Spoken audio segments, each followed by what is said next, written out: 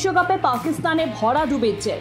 নির্বাচন কমিটি থেকে সরিয়ে দেওয়া হলো পাকিস্তান ক্রিকেট দলের দুই নির্বাচক ওয়াহাব রিয়াজ এবং আব্দুল রাজাককে।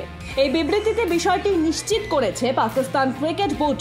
টি-20 বিশ্বকাপে পাকিস্তানের শোচনীয় পরাজয়ের জন্য পাকিস্তান ক্রিকেটে এই বড়সড় পরিবর্তন প্রত্যাশিতই ছিল। সেই পরিবর্তনের শুরুটাই বোধহয় শুরু হলো নির্বাচক কমিটির দুই সদস্যকে সরিয়ে দিয়ে। রাজ্জাক পুলিশ ও মহিলা দুই দলেরই নির্বাচক ছিলেন, আর ওয়াহাব কেবল পুরুষ দলের নির্বাচক কমিটিতে ছিলেন।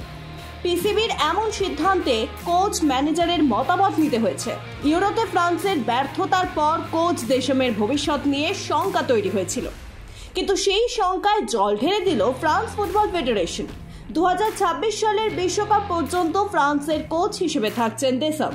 ফরাসি ফুটবল ফেডারেশনের প্রেসিডেন্ট ফিলিপ্পে দিয়াল্লো তিনি জানিয়েছেন, দিদিয়ের দেশমের সঙ্গে আমাদের চুক্তি এখনো শেষ হয়নি। আমরা যে প্রত্যাশা নিয়ে তাকে কোচ নিয়োগ করেছিলাম তা পূরণ করেছেন দেশম। দেশম তার কোচ হিসেবে দায়িত্ব চালিয়ে যাবেন। এই প্রথম অলিম্পিক গেমসে টেবিল টেনিসে দলগত বিভাগে ভারতের পুরুষ এবং মহিলা দল অংশ নিচ্ছে।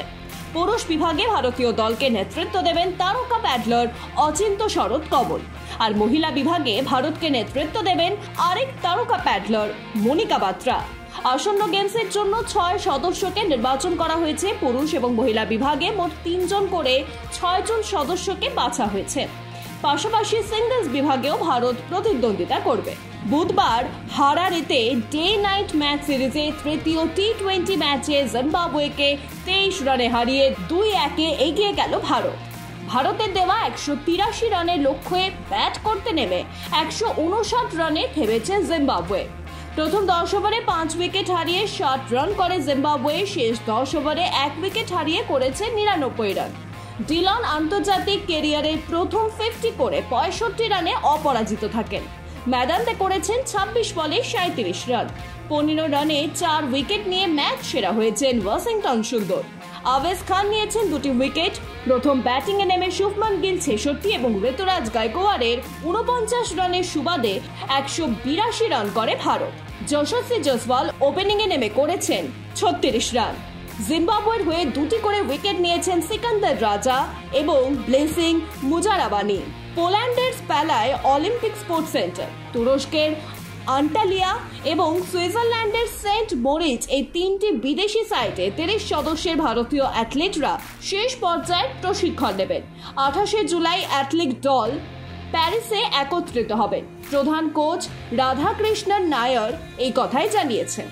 নায়ার তিনি বলেছেন, চোপড়া ইতিমধ্যেই তুরস্কে পৌঁছেছেন এবং 28 জুলাই প্যারিসে পৌঁছাবেন। বিশ্বকাপ জয়ের পর হার্দিক পান্ডিয়া আইসিসি টি-20 অলরাউন্ডার র্যাঙ্কিংয়ে শ্রীলঙ্কার ওয়ানেন্দু হাসারাঙ্গার সঙ্গে যুগ্মভাবে শীর্ষস্থান দখল করেছিলেন, কিন্তু এক সপ্তাহেই শীর্ষস্থান হারালেন পান্ডিয়া। 2-এ নেমে গেলেন হার্দিক পান্ডিয়া। বিশ্বকাপ জয়ের পর হার্দিক পান্ডিয়া এখন রয়েছেন অবসরে। এই সুযোগটা কাজে লাগালেন হাসারাঙ্গা। তবে মাঠের বাইরে থেকেও শীর্ষে উঠতে পেরেছেন হাসারাঙ্গা। আইসিসির নিয়ম অনুযায়ী দলের কোনো ম্যাচ মিস করলে রেটিং পয়েন্ট হারাবেন সেই ক্রিকেটার। সেটি বিশ্রাম পেলে, অসুস্থ হলে, চোটের কারণে কিংবা বাজে ফর্মের কারণে বাদ পড়লে। শুধু এই কারণেই র্যাঙ্কিংয়ের আরো নিচে নেমে যেতে পারেন পান্ডিয়া। কোপায় দ্বিতীয় সেমিফাইনাল উরুগুয়েকে হারিয়ে ফাইনালে জায়গা করে নিল কলম্বিয়া। সল্টের ব্যাক অফ আমেরিকা স্টেডিয়ামে বৃহস্পতিবার সকালে উরুগুয়েকে 1-0 গোলে হারিয়ে ফাইনালে উঠেছে কলম্বিয়া। সেমিফাইনালে প্রথমার্ধে হাড্ডাহাড্ডি লড়াই হয়েছে, তবে ম্যাচের 39 মিনিটে গোল পেয়ে যায় কলম্বিয়া। জেমস রদ্রিগেজের নেওয়া কর্নার থেকে হেডে গোল করে জেফারস লার্মা। এরপরই কলম্বিয়া পড়ে বিপদে। ড্যানিয়েল মনোজ প্রতিপক্ষের এক খেলোয়াড়কে কনুই দিয়ে আঘাত করলে রেফারি তাকে দ্বিতীয় হলুদ কার্ড পর্যন্ত দেখান। ফলে লাল কার্ড দেখে মাঠ ছাড়তে হয় তাকে। ফলে 10 জন হয়ে যায় কলম্বিয়া। 15 জুলাই আর্জেন্টিনার বিপক্ষে ফাইনালে মুখোমুখি হবে কলম্বিয়া। 14 জুলাই তৃতীয় স্থান নির্ধারণী ম্যাচে উরুগুয়ে খেলবে কানাডার বিরুদ্ধে।